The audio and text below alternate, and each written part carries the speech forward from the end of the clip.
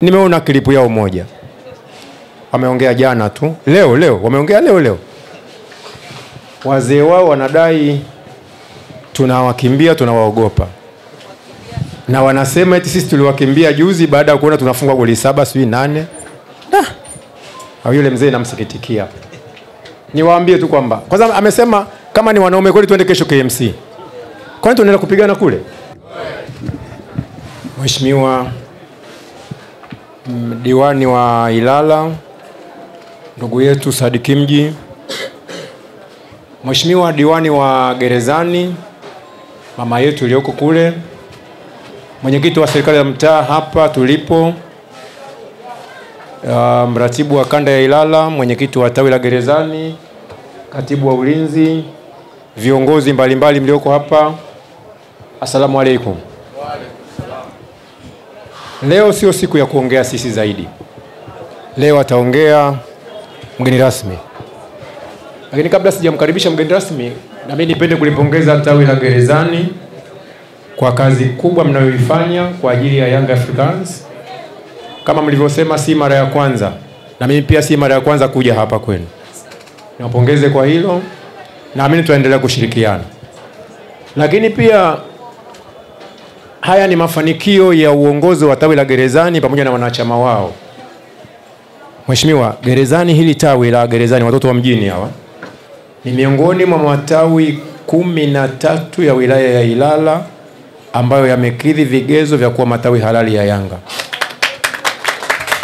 Leo hata injinia rais wetu wa klabu akiamua kuitisha mkutano wa dharura, na naamini mkutano wa dharura utakuja, akiamua kuitisha mkutano wa dharura, Gerezani ina uwakilishi. Lakini lingine ni waombe wanachama, wapenzi na mashabiki wa Yanga mlioko hapa. Yako maneno yanazungumzwa mengi mitaani, mitandaoni, kwamba viongozi wetu wameitwa ili kurubuniwa. Ni waombe, hizi sio kauli sahihi. Mnakumbuka kwenye mkutano wetu wa viongozi wa matawi pale klabuni, moja ya malalamiko yetu tulisema kwamba Mheshimiwa Waziri mwenye dhamana ya michezo aone hiki tunachofanyiwa, matusi, kejeli na dharau kutoka kwa baadhi ya viongozi wa shirikisho la mpira nchini. Kwa tulimwomba waziri aingilie kati. Waziri ameinuka, amewaita, na kesho anakutana nao. Tuwe na imani na viongozi wetu, tuwe na imani na kile ambacho wamekianzisha wao, kwa sababu kauli ya hatuchezi wameanzisha wao, sio sisi. Wameanzisha wao kwenye barua yao rasmi walioiandika kwenda TFF kwamba hatuko tayari ama tutegemei kucheza mechi nyingine ya marudiano na wenzetu. Kwa hiyo hii kauli wameanzisha wao. Hebu tuwaamini viongozi wetu. Wameitwa na waziri, wanakwenda kukutana naye. Wakitoka huko watatueleza kile walichoelezwa. Kama ni kizuri kwetu tutashangilia, kama hakina afya kwetu tutawaambia hiki hapana. Niwaombe tuendelee kuwa watulivu, tukiamini kwamba majemedari wetu wako salama na wako tayari kutetea kile ambacho wamekianzisha wao. Lakini mwisho, kuna wenzetu wako hapa, majirani zetu nafikiri wako hapa, japo hamjawatambulisha. Nimeona klipu yao moja. Wameongea jana tu. Leo wameongea leo. Wazee wao wanadai tunawakimbia, tunawaogopa. Na wanasema eti sisi tuliwakimbia juzi baada ya kuona tunafungwa goli 7 sijui 8. Au yule mzee namsikitikia. Niwaambie tu kwamba kwanza amesema kama ni wanaume kweli twende kesho KMC. Kwani tunaenda kupigana kule?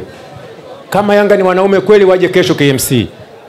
Mbona walikuja Bunju na gari yao kututafuta? Sasa waje kesho KMC watatukuta. Kambi jamani, hatuna sababu ya ugomvi wala hatuende kugombana nao. Wao wana mambo yao, sisi tuna mambo yetu, tuna jambo letu, tunajiandaa na mechi yetu ya Jumamosi. Baada ya Jumamosi dua zote zielekee Tabora. Tukitoka Tabora tunahakikisha tunacheza mechi zetu za ligi, tuendelee kupata mafanikio na tuendelee kuwa sehemu ya kuongoza ligi. Asanteni. Mheshimiwa diwani, karibu ongea na hadhara hii. Napenda kumshukuru Mwenyezi Mungu kwa kutupa uzima na usalama, lakini kwa kujalia heri mpaka tumefika hapa. Baada ya kutoa shukrani kwa Mwenyezi Mungu, Pili, nitambue uwepo wa Mheshimiwa Diwani mamangu Fatma, lakini nitambue uwepo wa Mheshimiwa Mwenyekiti Gerezani Magharibi dada yangu Mgeni Mustafa, lakini nitambue uwepo wa mwenyekiti wetu wa kanda kakaangu Msham, lakini pia nitambue uwepo wa mwenyekiti wetu wa mkoa matawi ya Yanga Taifa mzee wangu Shabani Mgonja, lakini pia nimtambue mzee wetu Haruna katibu wa walinzi Young Africans popote ulipo, lakini pia kipekee kabisa tumtambue Mheshimiwa diwani wetu wa Ilala ndugu Sadi Kimji, na ndiye mheshimiwa mgeni rasmi wa shughuli hii.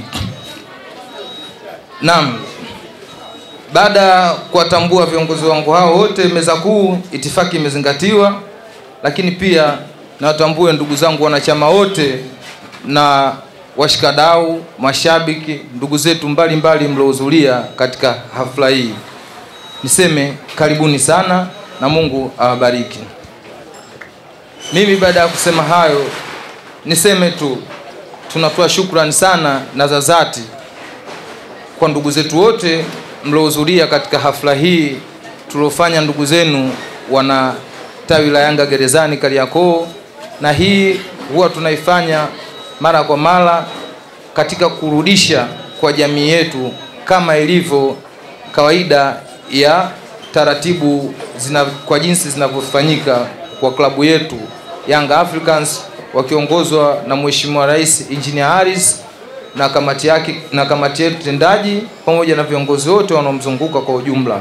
Niseme tu hii imekuwa ni tamaduni sasa kwa klabu yetu pendwa, lakini sisi kama watawi la Yanga Gerezani Kariakoo tumekuwa ni watiifu katika kuzifuata taratibu hizi, na imani kwa wale wenye uzoefu na tawili wanajua hii kwamba si mara ya kwanza. Wana Gerezani tumekuwa tunaifanya iftari sasa kwa mara ya 4, lakini sio tu kwenye iftari. Huwa tunajitokeza katika kila ile nyanja ya jamii kwa namna inavyotakiwa na kwa namna ratiba yetu ya Young Africans inavyoelekeza. Tumekuwa na Gerezani watiifu katika hilo. Lakini shukrani za kipekee kabisa nizipeleke kwa mzee wetu mlezi bwana Emmanuel Adeladi Liakulwa. Ndugu mgeni rasmi, tuna mzee wetu hapa anaitwa bwana Emmanuel Adeladi Liakulwa. Huyu mzee amekopo ni mtu mwenye mfano wa kuigwa. Tuseme amekuwa na moyo wa kiutu, ukarimu, lakini amekuwa mwerevu na msikivu, lakini amekuwa mtiifu katika kutusimamia tawi letu Yanga Gerezani Kariakoo kwa shida na raha kivyovyote ilivyo toka tulipoanza mpaka hivi tulipofika. Hakuwahi kutupa mkono. Salamu ziwafikie viongozi wetu makao makuu kwamba tuna jembenari bwana Emmanuel Adeladi Liakulwa, ana moyo thabiti sambamba unaofanana na mdhamini wetu mkuu bwana GSM bwana Gharib Said. Kipekee tumpigie makofi hata kama yeye hakufika, na hakufika kutokana na dharura kadhaa zilizojitokeza. Lakini niwapongeze benki ambayo tunashirikiana nayo katika kufanikisha hafla hii, NMB, ambao tuna mahusiano nao makubwa katika kuhakikisha tunasajili wanachama, lakini wamefanikisha pia kwa kiasi kutufanikishia hafla yetu hii. Na niwapongeze viongozi wa Young Africans wakiongozwa na mwenyekiti Hassan Sasama, katibu Nasir Ismail na jopo lake lote kwa ujumla kwa kudumisha mahusiano mema baina ya taasisi hizo, lakini baina ya wadau, washikadau mbalimbali waliotuzunguka ndani ya gerezani hii. Kwa ujumla mimi nawashukuru sana wale wote mlioacha shughuli zenu mbalimbali. Najua mlikopo mna ratiba zenu zingine ndani ya muda huu, ndani ya siku hii, lakini mmeweza kuhairisha kwa moyo mwema kabisa, mmeonyesha utiifu, hatimaye mmefika. Wapo ambao hawajafika, lakini mliofika tunawashukuru sana na Mungu awabariki. na uhakika kwa hili tulilolifanya kuna mwendelezo zaidi. Kikubwa ni kumwomba Mungu atujalie kheri, uzima na afya, lakini atupe moyo wa upendo na mshikamano ili tuweze kuyafanya zaidi na zaidi kama inavyotarajiwa. Mimi baada ya kusema hayo, ndugu mgeni rasmi, naomba nikabidhi kijiti kwa viongozi